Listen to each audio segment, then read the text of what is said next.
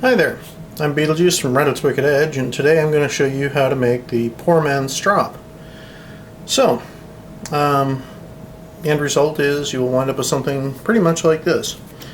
And you can use this for touch-up stropping of your blade. This isn't your everyday blade, this is used for in-between honing maintenance or post-honing polish.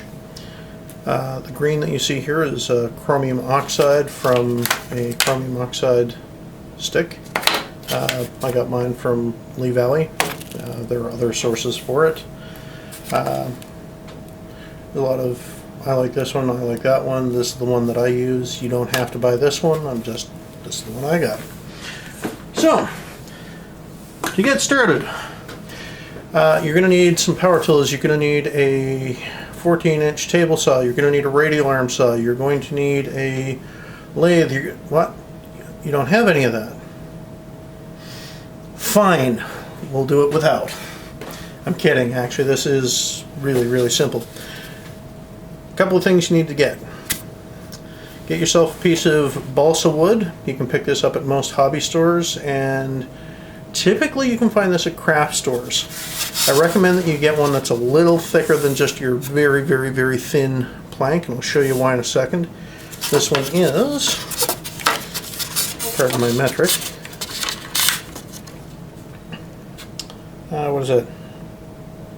It's about 1/4 of an inch thick, maybe 3/8, just so you can see. Yes, I'm Canadian and my woodworking is done in inches. Now, you have this, a couple of things that you need to know. It is very, very soft. You can mark on this with a fingernail, drop something on it, you will mar it. That's, you want this to stay as smooth and as pristine as possible. Now, I said no tools, however, you may want to, if you can't find the really, really, really short version of this stuff, you will need a knife. If you're not old enough or responsible enough to use this knife, you shouldn't be watching this video to start with. I'm not, and I'm still allowed to use it because nobody's watching. Don't do this at home. Go to your neighbor's house. They don't care. So, I'm just going to, and ideally you would want to do this with a straight edge ruler. I find something with metal on it will work better. And just a couple of gentle passes.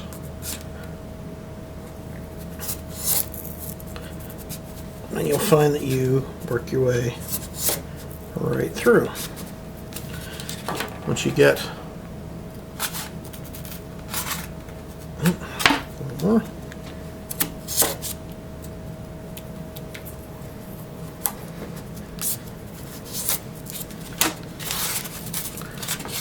Actually, just,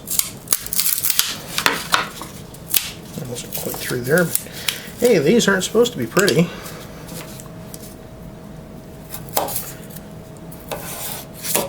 These are the poor man's straps. So there you go. A nice cut edge. As far as anybody can tell at this range and this resolution, right? Okay, cool. Now, there you have that. You need to know how wide it is. This happens to be 4 inches and a hair. So, how do you get the backing for that? Because this is too floppy. This is, even as thick as this has got flex, as you saw. You can break it. Plus, a little weight doesn't hurt. So, what to do? Again, a lot of hobby stores have basswood plank or poplar for carving. If you go to your hardware store, you may be able to get scrap ends from their cutoff saws. Try and stay away from MDF. It's on the back. It looks almost like powder board or particle board. Very, very fine stuff. It tends to be flexible. You see it a lot in moldings these days instead of the actual wood. Try and get yourself a piece of pine, or if you can get really, really lucky and you have a friend or somebody that you can at least con, you may be able to get a piece of plywood. I highly recommend you get something in the 3/4 inch. This is cabinet makers will have this as well. You can also probably bust up an old IKEA cabinet. What I like about this is it has very, very little flex. It's heavy, it's solid, and in the presence of moisture, this doesn't tend to deflect, warp, wane. It will bulge eventually, but of your choices, even like solid wood, this is probably your most stable. MDF is okay if you can't find anything else, simply because unless you get it wet, it really shouldn't bulge your bow, and you're not putting a lot of pressure on it outside of this, unless you're actually picking it up and using it like this. Again, if you're putting that much pressure on it, might be a problem, but go for the thicker stuff. The molding typically is not thick enough to support that weight. So there's a lot of sources around, and like I said, you can beg, borrow, and steal. Not steal, I didn't say steal. Anybody gets caught trying to do this and says that Beetlejuice told me to, I did not tell you to go steal. Okay, now, just that simple. No, I'm kidding. It's not. How to get this attached to this. Oh, by the way, don't worry if it doesn't fit absolutely perfectly. It's okay. There's two ways to handle that. If the balsa is too big, you can just take a knife, draw it along the edge, and trim it off. If not, don't really worry about it. If it's hanging out a little bit, just use some sandpaper to roll over this edge so that you're not carving up your hand when you're stropping. And really, you're worried about this being a deck. You shouldn't be down below the surface anyway. So, find the good edge, find the good end. How to attach this? Well, there's a bunch of ways. We could use nails, we could use screws, but I promised you no tools. You have a couple of options. You can use spray adhesive. You could, in theory, use carpenter's glue. Spray adhesive works for me simply because it's quick, it's easy, it's fast. So what you want to do, and I'm going to do this out of the range of the camera. Unfortunately, I'm just spraying a very, very, very light coat, which probably doesn't even show up on the camera, on both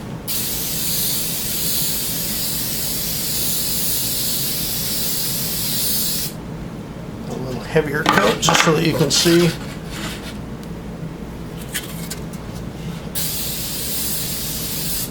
And there you go.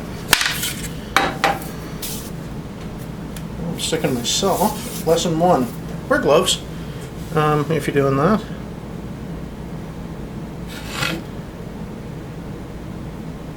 And that's already tacky. It's this fast. Make sure that you get this lined up. It goes down, it is a real bear to get up if it comes up at all.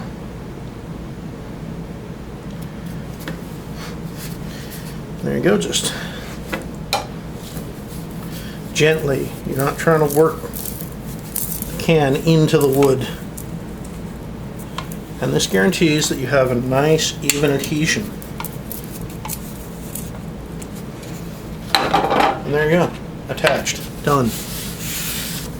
Now, because you may have differences in the board itself, it may not be perfectly flat. This may not be perfectly flat. You want to flatten this out.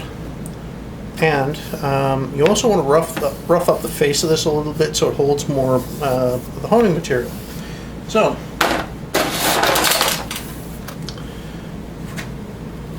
.100 grit sandpaper. This is the only tool that you're going to need to buy. Get a flat surface. Kitchen counter, a glass table, and I do not mean a textured glass table. Something. Now, how do you know when to stop? Take a pencil, and I mean only a pencil. Do not use a pen.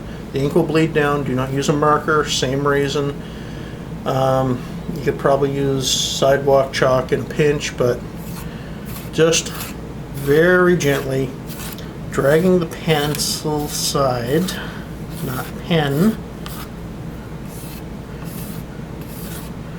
You just want to lay in some light hash marks. I wish you could see this because I have actually dragged in a couple of places. This stuff is unbelievably soft. And then you flip it over.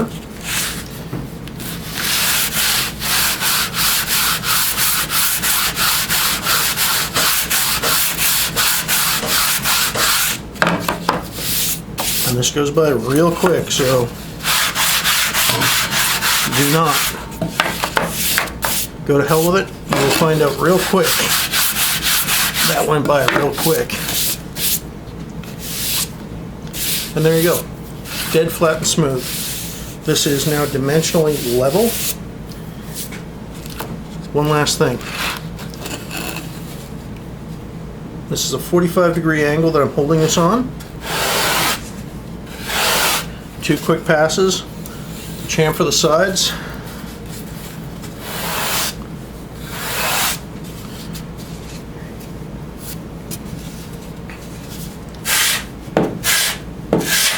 And that's just to make it look pretty.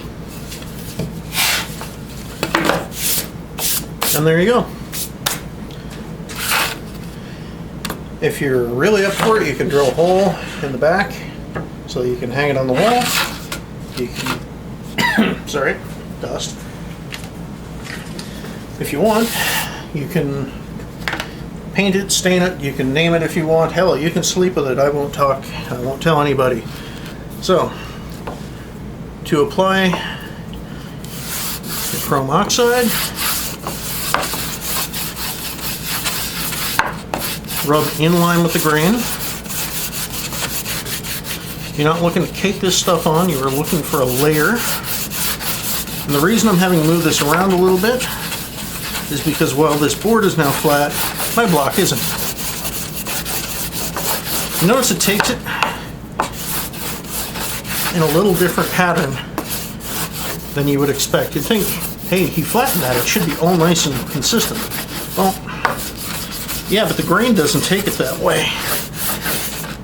The other reason for using a high grit or a low grit sandpaper like the 100 is this carves really nice little channels in that to hold on to this stuff. So,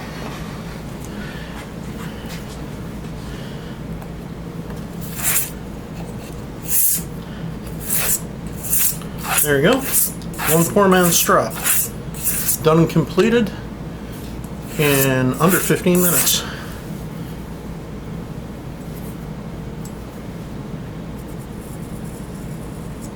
Still needs a little work, but that's what the hones are for. This, like I said, this is a maintenance, a light touch-up piece, but there you go. No tools, little begging, little creative hunting, and you got yourself a strop. Doesn't have to be as wide as this. You can do a 2-inch, you can do a 3-inch, and it's not just for your razors. You can also use this on your knives that you learn to sharpen as well. So there you go. Have fun. I'm Beetlejuice from Reddit's Wicked Edge. Keep them sharp.